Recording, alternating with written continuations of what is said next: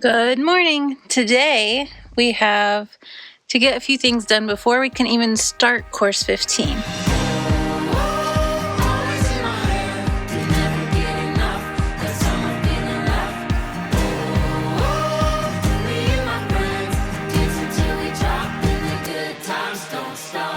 We have about 20 windows that need cleats. So that is my job today. I'm gonna get the saw out so it can go a little faster. I just set a stop and chop a whole bunch of wood at once and then make some cleats, get them all ready and set in place so that when the time comes, we are ready to start course 15.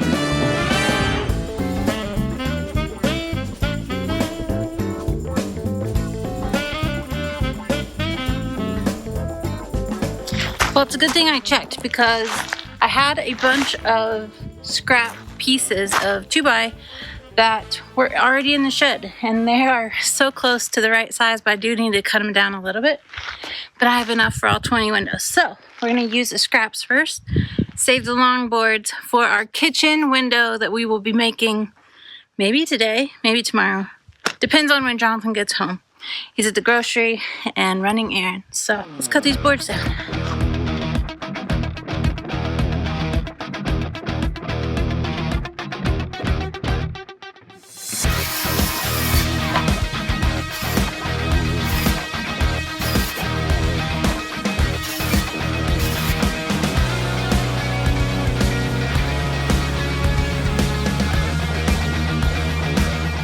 We got our system finally set up. So it'll be so nice to one day have a workshop when everything's just like there, but it's fine. Everything's great. We're going to start putting these cleats together. It's going to go really fast. Put them in place and then maybe work. I don't know. I really want to work today. It's such nice weather, but we'll see. I also need to move a clothesline. There's some other things I can be doing while Jonathan's gone. So let's get this done first, and then we'll see what we can get into.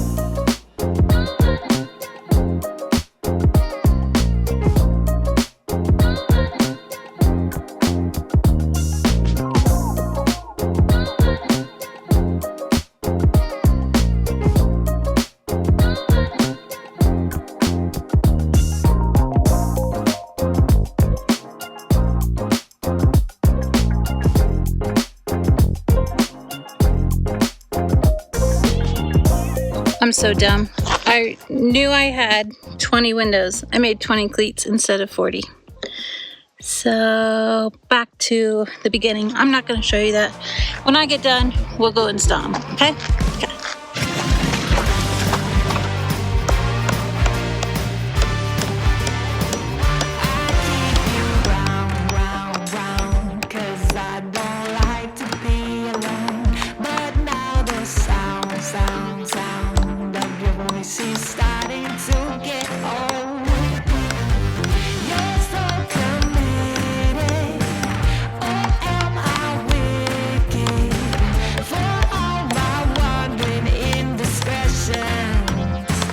Sometimes the bags are so hard, the nail just bends and you can't do anything about it but put another one in. So, but let's not go anywhere. For those of you that might be new here and you're wondering what the heck are cleats and why are we putting them in now? So, just a quick recap. Whenever you're putting a form or a frame into an earthbag wall, you need a way to lock it in and hold it in place. So we build these little cleats. They have nails going down and nails coming up. They're screwed into this wood, and then they're also nailed down in. And then when you lay the bag on top, these nails will hold it in place, and the weight of that bag and that wall as you keep going up means that this isn't ever going to move. The reason we're putting in cleats now is we're about at the midway point on these windows. So we like to put one in at the bottom when we first start them, in the middle, and kind of near the top. And having those 3 points where it's screwed in and all that weight is holding on means that it's not ever going to flex this way, because you want to make sure that this stays plumb while you build. So Ashely definitely has her work cut out for her with 40-something cleats. Good luck, babe.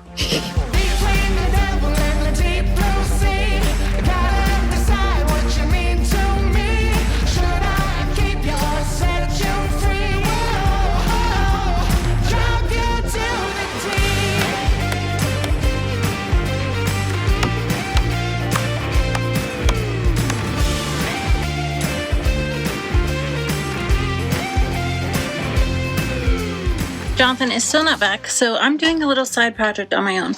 This is 2-inch PVC. The place that we have our clothesline has a mesquite growing up right next to it, which keeps snagging all of our clothes, and I can't. It's so hard to pull those out because their tap roots are so deep. And a yucca next to it, which pokes into my leg every time I hang clothes, and it really makes me mad. So the problem is the thing that holds our clothesline is cemented into the ground, and I don't want to dig it up. So I'm going to rig up this 2-inch PVC. I'm going to cut some holes in it, push rebar through it, and then we're going to cement it into a hole that I've dug and hopefully transport our clothesline over there where there's no ants, no trees, nothing that will bother it. So random side project. It's just been bothering me, so I gotta get it done.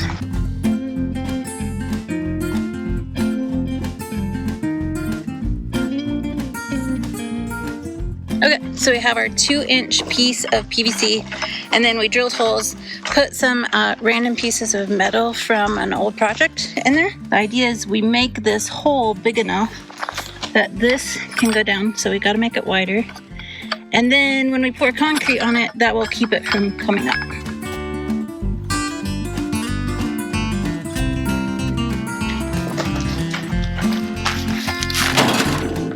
We have 1 bag of post mix left over from some random project. I think the doodle fence. So let's go get this set up and finished and move our clothesline. Well, I can't move it till tomorrow, but it's fine.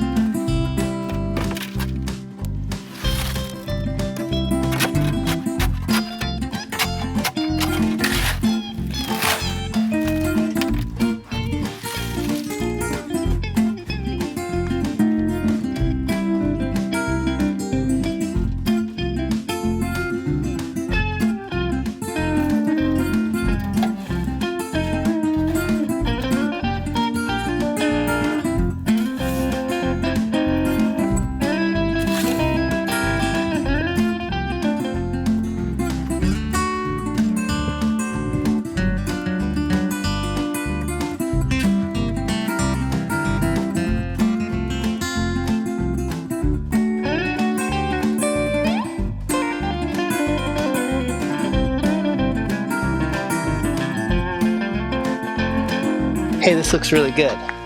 Thank you. I like it. Isn't it nice? It's a very centralized location. Mm-hmm. Nothing's poking me. It's really nice. I love it. Well, and you gotta remember, the reason that we put it of the Airstream was, why did we put it there?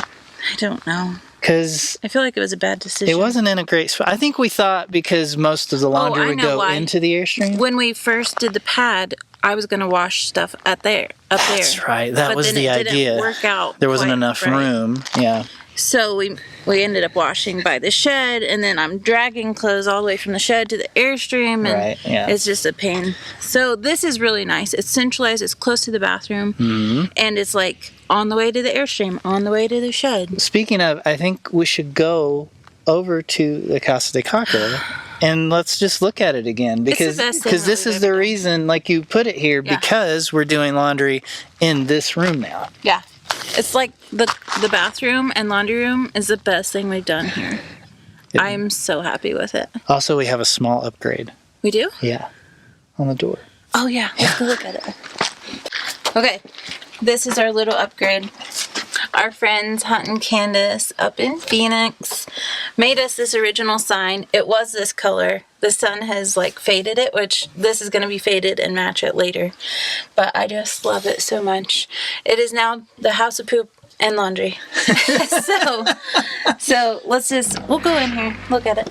Really, there's not too much different in here. It's the same. Like, it just works. I was gonna say, how's it working out? It works so well. And the weather's been so great, we haven't had to use the dryer unless the kids do a late laundry run, which we ask them not to.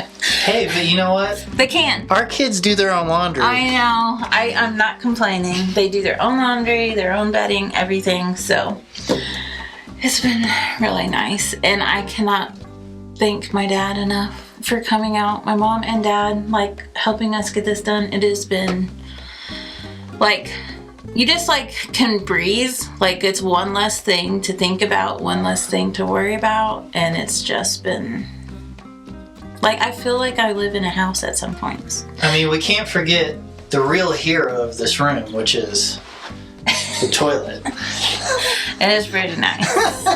We don't have to worry about anything. It just goes where it's supposed to go. Yeah. And then we don't have to worry about it. So the other thing that we had to worry about this winter when it was actually cold was we wanted to make sure it didn't freeze in here, because now we have all these water lines, and we don't, obviously we don't want that to freeze and bust. A lot of them are like under the slab, but they come up and and they're right near the wall. We kept a close eye on it this winter when it was super cold, and I think it would have been okay. Yeah. But we did end up, we have a little space heater here that we keep on. We keep it on like the lowest setting possible. Yeah. And it did kick on a few times when it was like 15 degrees outside. I think the lowest I saw it was like low 40s. Yeah. Did you see it lower? Yeah, I think I saw it in the 30s once, and that's when I knew the really cold weather was coming, so I got the little space heater. But for the most part, it's usually at least 15 to 20 degrees warmer in here than it is outside.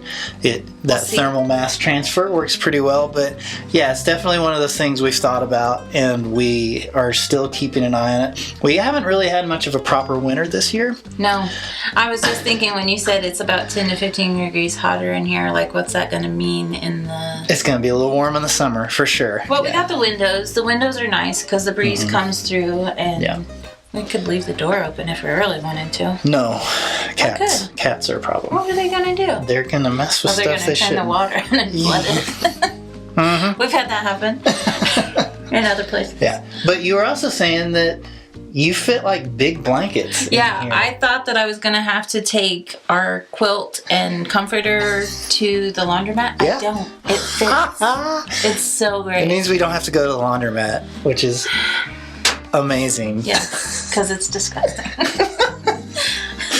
Okay, well, I think your idea to move the what do you call it? The sunshine clothesline is good. Yeah. Very good. I love that clothesline. I have another one so that when we have the house and we have over there. Laundry over there, we could actually have 2 laundry rooms. We could be running laundry multiple times. This is amazing. This is pretty amazing. Okay. Let's get that house done. Okay.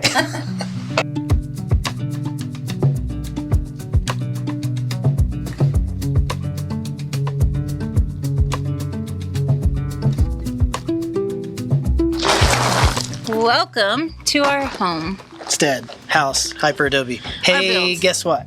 Guess what? You got so much done the other day. I did. You did all those cleats on the windows, and so we're ready to start course 15. Now, there's one more thing we got to do, which I really wanted to do today, but you said we're going to wait till tomorrow, and that's the big window. We'll get to that later, but for now, we're starting back on course 15. We finished with the straight wall, so what does that mean? We are starting with our straight walls. That's right. We're starting at the pantry. Yep. We're going to start at the front door pantry wall and then see where that takes us after that. But we can't do the kitchen wall yet because of the window. So let's get started. It is gorgeous out today. So beautiful. 70 degrees. Sunshine. Windy. This winter. It could just be like this year round. This winter has spoiled us. Yeah. But we've got a lot done, so it's good. All right. Are you ready to start? Yeah. Okay.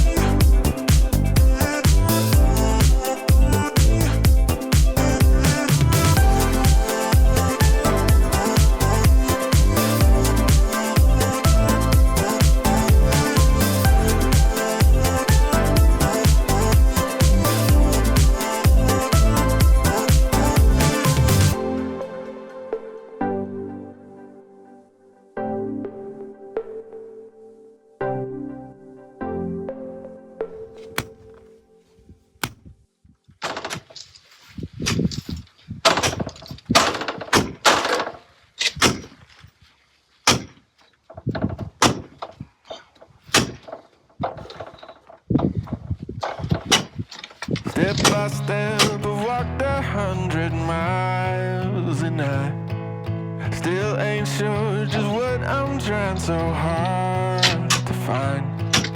The night seems longer and the wind blows louder when you wandered so far from home. If I cross your mind, say a prayer, I find my way and get off of this lonely road. Can you hear me? Tell me, can you hear me? I've been calling out for help, still don't see nobody near me. I'm down it, almost underground it, so deep in the valley I can't even tell you which way is the mountain. God, the only word I got, I could probably plant a garden, all this dirt I got.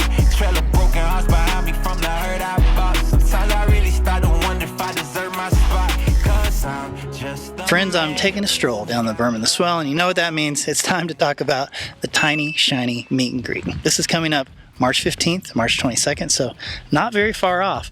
This is when we open up the homestead for a day and we give tours. You want to see what's inside the solar shed?